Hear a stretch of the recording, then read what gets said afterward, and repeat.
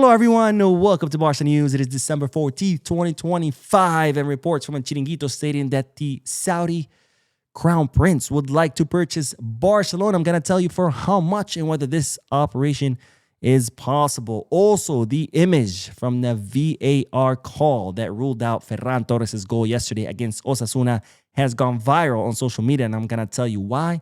And finally, the reason why Robert Lewandowski did not play in yesterday's match. We have a lot to discuss, so let's begin.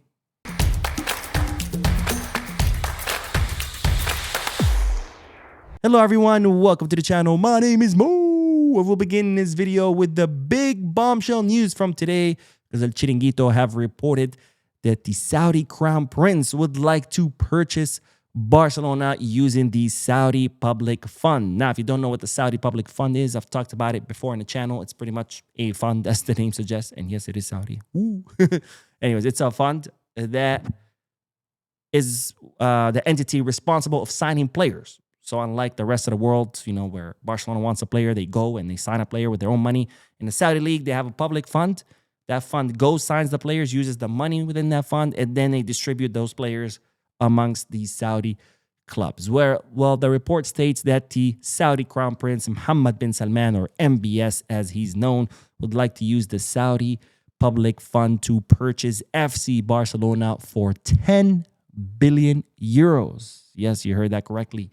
10 billion euros, which of course is a huge number. It's a lot of money. And the question is, would this be possible? And the short answer is no. And it's no for two reasons. Number one reason is, of course, that Barcelona is now for sale. It's a club that it's owned by its socios, and there are no plans to sell the club. And that's actually part of its identity, that it's owned by its club, that it's always has been owned by its club. And the plan is for it to remain being owned by its socios. Did I say club? It's owned by its socios. Now, the second reason why this operation would not be possible is because it's literally impossible to sell Barcelona.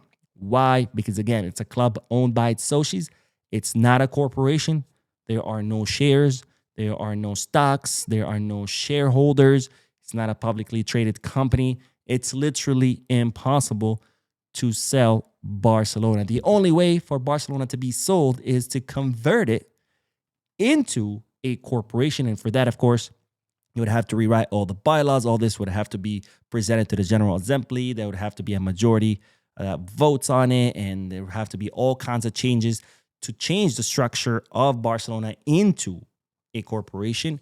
And that, of course, would also have to be approved by all the control mechanisms that La Liga have, that UEFA have, that FIFA have. So it'd be a very prolonged and almost nearly impossible process that Barcelona would have to go through in order to be converted into a corporation, and then it would be able to be sold. So, no, this is not possible because A, Barcelona is not for sale, and B, it's literally impossible to sell Barcelona. And by the way, this is just a side point. I think 10 billion for a brand as big as Barcelona, it's not a lot of money. It's actually very little. But anyways, speaking of Barcelona's brand, we move on to the next bit of news, because Barcelona have announced that they will be closing their office in Hong Kong in order to divert those resources to somewhere else. Now, this might sound bad news, but the club have actually stated that this is actually a part of a success story, because Barcelona opened their office in Hong Kong back in 2013 in order to grow the Barcelona brand in East Asia. And they are now closing office because they believe after 12 years that mission has been accomplished, where Barcelona's brand has grown. A lot more fans, the number of fans in East Asia has grown. Also, Barcelona have established Barca academies in order to cultivate young talent from East Asia. And also, Barcelona have been able to sign several business partnerships, sponsorships with many companies in East Asia, thanks to their physical presence in Hong Kong.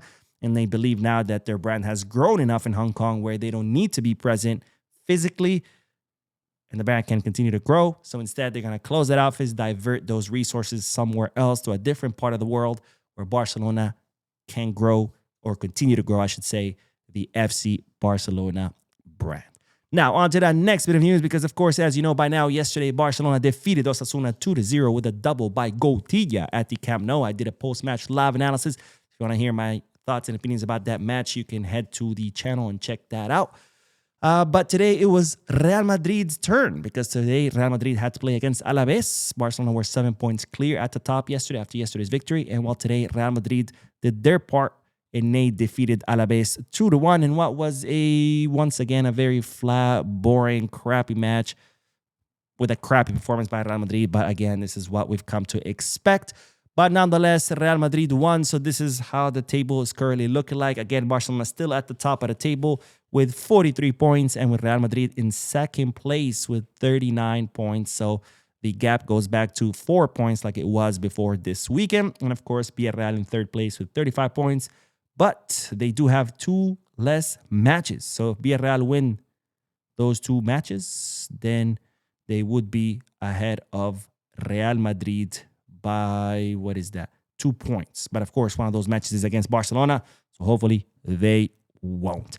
Now, speaking of yesterday's match, this is what Hansi Flick had to say about the team's performance. We controlled the match. We did a good job defensively. Maybe we didn't have many chances, but we scored 2 goals and got the 3 points. We just want to win.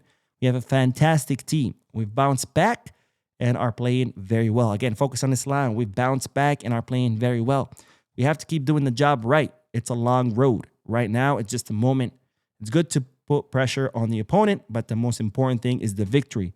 Working hard and focusing about ourselves. So Hansi Flick, of course, happy with the team's performance, and he believes that the team has bounced back and that they are playing well. And of course, my question to you is, do you agree with Flick? Do you think the team has bounced back? Do you think we're doing better?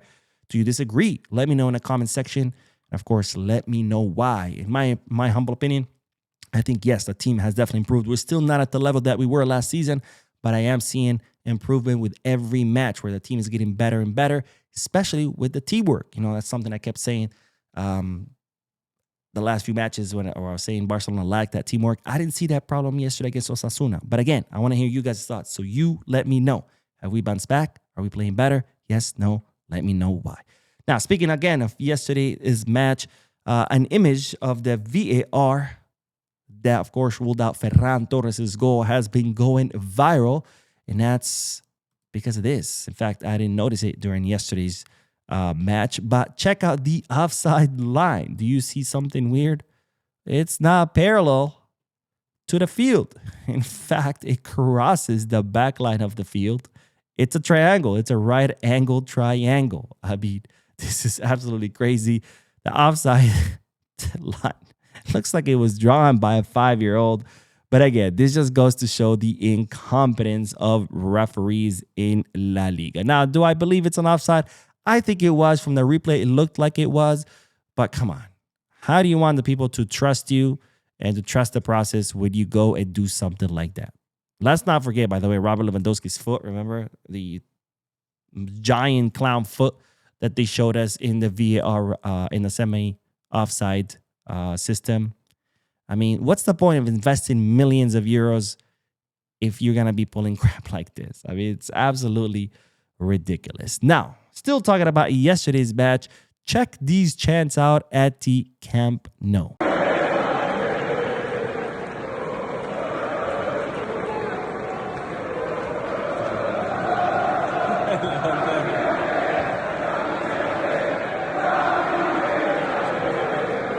Now, if you don't know what the crowd was chanting, they were chanting, Xavi, quédate, Xavi, quédate, Xavi, quédate, which of course means Xavi, stay, because as I've explained it on previous videos, when Xavi Hernandez was our coach and our team wasn't doing well, the Bernabeu used to chant, Xavi, stay. So now the Barcelona fans returning the favor and chanting, Xavi, stay at the Camp Nou.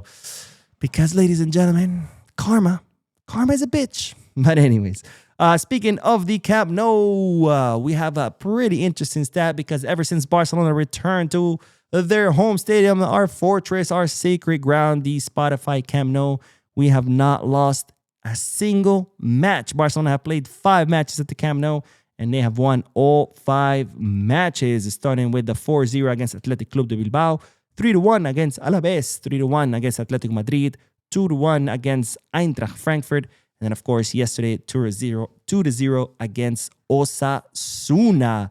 So Barcelona have once again made the Camp Nou their fortress. And, well, that's the difference between playing home and I don't want to say away because Montjuic wasn't away, but it wasn't really home.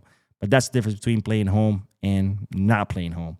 Let's put it that way. Now, we will end today's video with the news that it's been revealed why Robert Lewandowski did not play yesterday a single minute.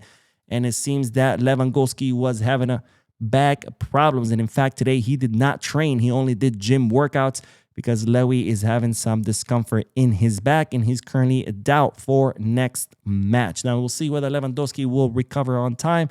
But that's the reason why he did not play. So don't let the Madrid-based media who were looking for drama say, no, Lewandowski didn't play and he wasn't happy and there's problems in Barcelona's locker room. Because, of course, so many problems in Real Madrid that they rather invent problems about Barcelona.